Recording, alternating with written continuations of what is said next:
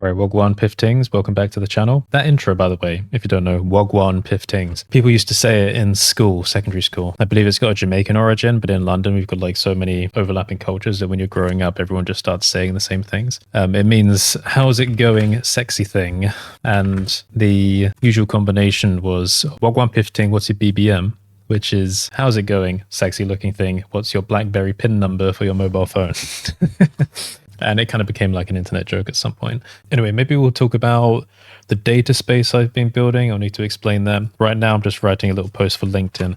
My God, LinkedIn, that cringe place. I made a LinkedIn account recently. Well, maybe not too recently, but just because people still see it as like a professional space, right? For contacting and networking. And I made it because someone tried to contact me through LinkedIn. Like they wanted to use that as like the main point of contact. Or whether that was like the only place they were present. So I figured, you know what, why not just make an account for it anyway? Like there's no harm in just having an account there. I suppose the same kind of thing applies to the social accounts. I mean, I would like to get rid of Twitter if it wasn't still useful in some way. I don't really see myself as having commitments to like any particular social platform. I just have all of them if I can, because I just see them as tools, as a means to an end. They are nice ways to find what other people are doing and engage with them. But most importantly, people in my audience all come from different sources. They use different social platforms as their primary platform. So the best way for me to inform the widest number of people about what I'm doing is to literally just post the same thing on all of them, which not every platform likes, because obviously a lot of platforms want you to provide unique content, but like, why do you owe them that? I mean, especially X, you know? Seems weird to me having like an allegiance or respecting the platform. I have no respect for social media platforms. I have respect for the people on them, like the creators, but the platform itself, I have no obligation to respect the platform. I mean, obviously I'll comply to the terms, right, as much as I can, but kind of artificially restricting the posts I make to a specific platform, maybe that's just not within the realms of how I do things. But I'm just writing a LinkedIn post. So talking about productivity, I have two monitors. I've got a vertical one here. Well, I've got three monitors, but there's a vertical one there, the widescreen one here, which is 4K, but overpowered for just a backup monitor, and a 4K primary. On the left side, I keep my focus projects list. So this is where I can see what's being recorded, what needs to go out, etc. Basically just lists of what you're actively doing. Here I have the session page. So this is where I now look at, because I'm migrating things over, what I need to record. And so I don't know if you've heard me mention before about the waterfall technique I use for content, where you put something in the top of the waterfall. So it's preparation, creation, release. And then once you're done with it, you put it back in the top and to see if you can split it up even more, like subdividing it. So an example is you make a video about Blender, it gets released, you put it back in the waterfall. You break it up into shorts, where basically you do like a short for every technique that goes through. And if you want, you can take that back in to the loop. So you got like 5 new things to put in, like the heads of the Hydra, and it just keeps on splitting and splitting and splitting. So it's a way to like maximize your usefulness of your output. And obviously you learn to get a bit more efficient with that over time. And I find that I don't actually like to release everything immediately. I like to hold like a little battery amount of some things to release during quiet periods of work. So if I feel bad in the future after not doing or making anything for a while, I still actually have something I can like siphon out and release. So I've got like 5 things ready to release that I'm just not releasing, just because I like holding them there. The session page is a new thing. I mean, I mentioned, again, maybe in like a recent workflow video, how I was migrating from recording videos individually, which I still do. You know, you sit down, you record one thing, you end, and that's it, to doing the session method, which is where you have a list of various priorities of things and complete and incomplete ideas. So it's basically just like a chaotic mess. You sit down, you treat it like a live stream, you talk to the camera like it's a live stream, and you just walk through things step by step. Complete idea, incomplete idea, incomplete idea, etc. And by the end of it, you have a really long recording of something that may have stuff that's like intrinsically high value and stuff that's lower value and various degrees of resolution in terms of detail about what you're talking about. And then you put that into the waterfall, so then it gets split down into different types of content. And then from there, that gets put back in, splits down even further. So you get the idea, you get the theory. And what it does is it lets you utilize a way of maximizing your content output while also subverting that weird ADD perfectionist thing, where when treating projects like individual high specificity things, it's hard to jump between them because you see the end coming for each individual project and you have trouble stepping over that. So session helps to prevent that. because if you treat everything like an amalgamated mess, you're not seeing the boundaries in real time. And it doesn't really matter if you're seeing the boundaries when you start breaking it down, because you're not actually doing the recording anymore. You're just kind of treating the work you've already done like a salvage mission. You're just breaking it down into useful components. So I've been finding that more useful. Obviously, my health problems slow me down, which is a shame. I mean, they always seem to happen as soon as I have some kind of workflow revolution or revelation. If you're wondering what I'm drinking, it's nettle tea, stinging nettle tea, through a straw to avoid teeth staining.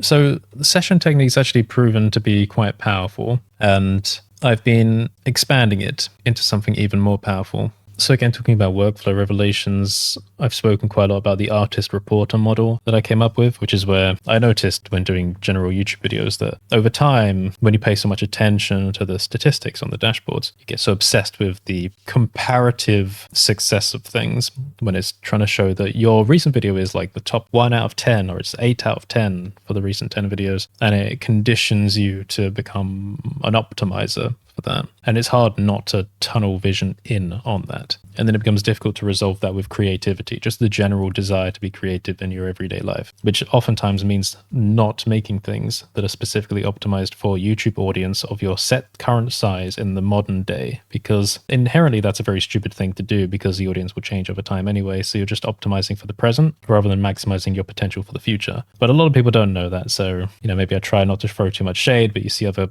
creators on YouTube that do very well in the present, but seeing the type of content they make is extremely cringe, because I look at that and I think you've got so much potential and you're just limiting yourself now to a clown. You look like a clown on video, you look like a clown on thumbnails, and your view count will not contribute to your long-lasting legacy as a creator or a contributor to humanity in general. Maybe a bit harsh, but that's how it is. So obviously over time I've learned that making things that don't get much attention but do have movement is excellent. That's actually just the perfect way to go through life, because it's what they say about, you only need 1,000 true fans to survive. And there is truth to that. Actually, it's not that simple. It's not easy to see when you're starting out. But if you imagine that you make products and you have just 1,000 fans that will buy like anything you make, if you only make one 20-pound product a year, right? One product a year for £20, and those 1,000 people buy it, then that's £20,000. Again, in theory, that works, and it does work, but it's difficult to kind of hold on to fans like that. And again, you shouldn't optimize for that. You just need to be true for yourself, and just, if you make it, they will find their way to you. It's the interesting thing about the internet is you never know who's watching. Stuff eventually finds its way to the right people, just as long as there's movement.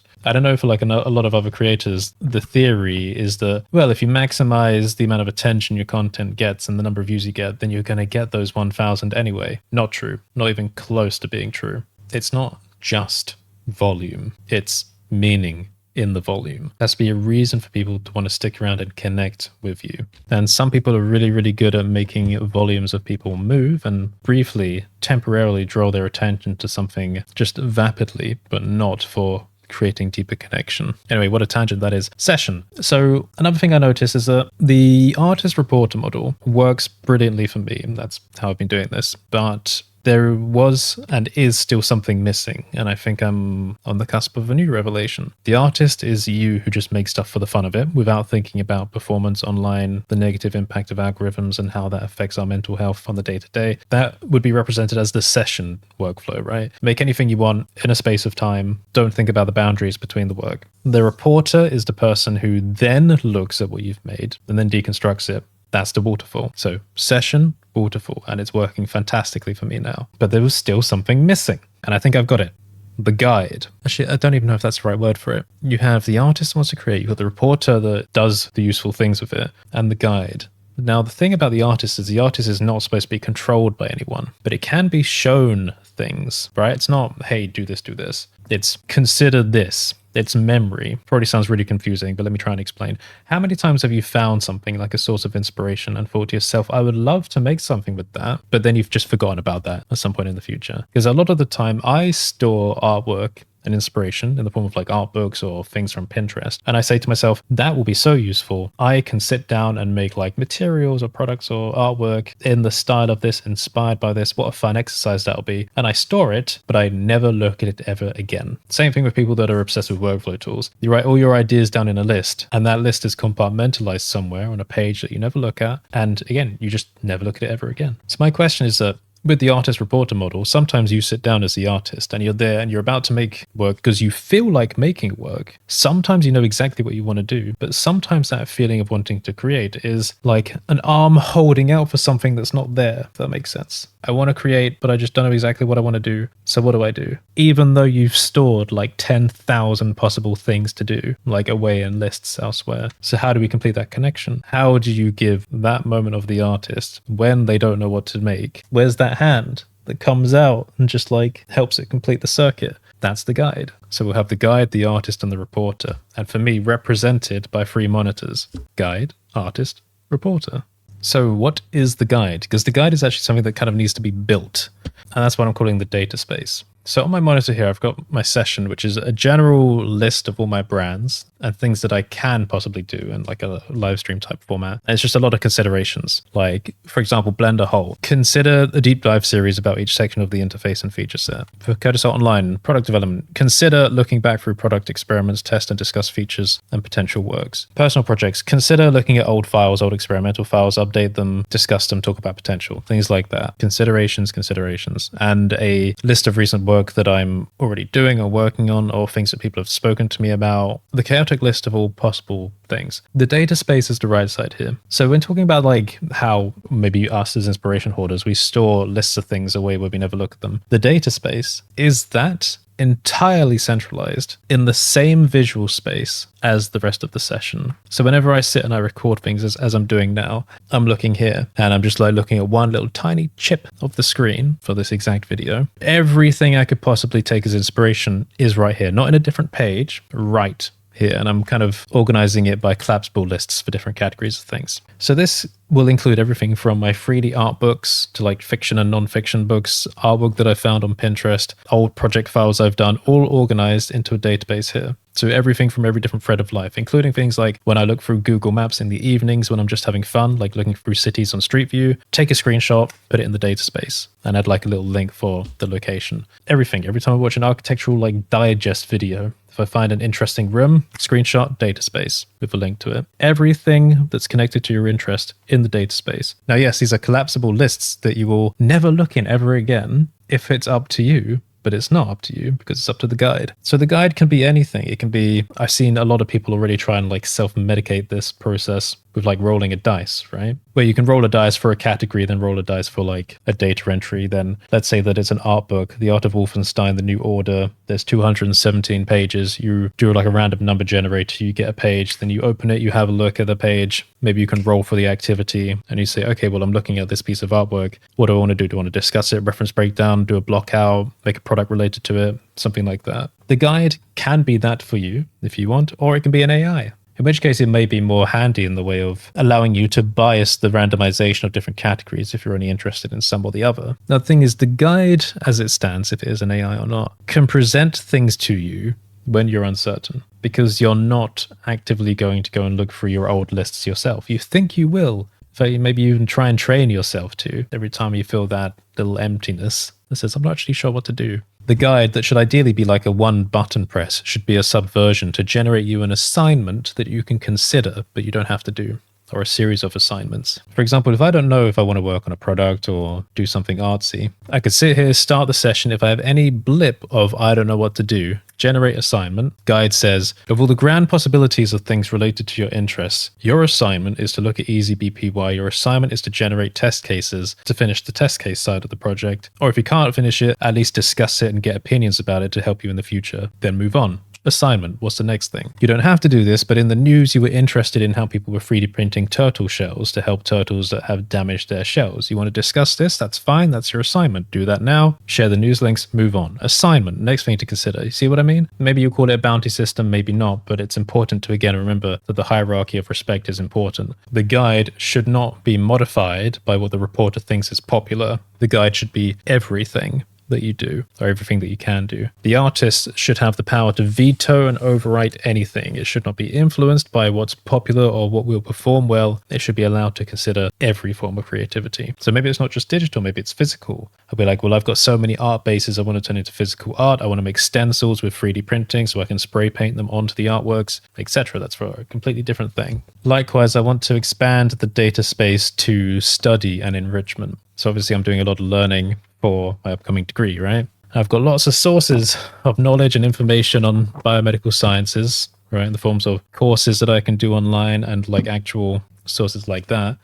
Events that are happening in and around the UK, online, offline, things to watch, videos, podcasts, books to read, people to talk to, contact lists, etc. The guide can be integrated in that way as well. So it's not just for work, it's also for study and enrichment. It's like, hey, you feel like learning, your assignment, or consider listening to this podcast about this subcategory of interests, and then write me a 300-word breakdown of what you learned, something like that. I like using the term assignments at the moment because I'm trying to train myself to get ready for assignments for, the degree and stuff like that, but it doesn't have to be so objective. I know that people already do things like this, but in a way which I don't think is right. For example, a lot of people, and a lot of Blender YouTubers even, they'll sit down in front of ChatGPT when they've become creatively bankrupt and they'll go, oh, ChatGPT, give me some ideas for videos to make for the Blender community. Sorry, maybe some of you have done that. And then it will give a list of ideas and, fine if that helps you, whatever. But this is entirely built from the inside out from your interest, not a generalized idea of what's good. The data space can only work with things that you own or things that you've found, not things that a generalized AI thinks would be generally interesting. In other words, something that doesn't contribute to a unique legacy for you in any way. I find that preserving the integrity of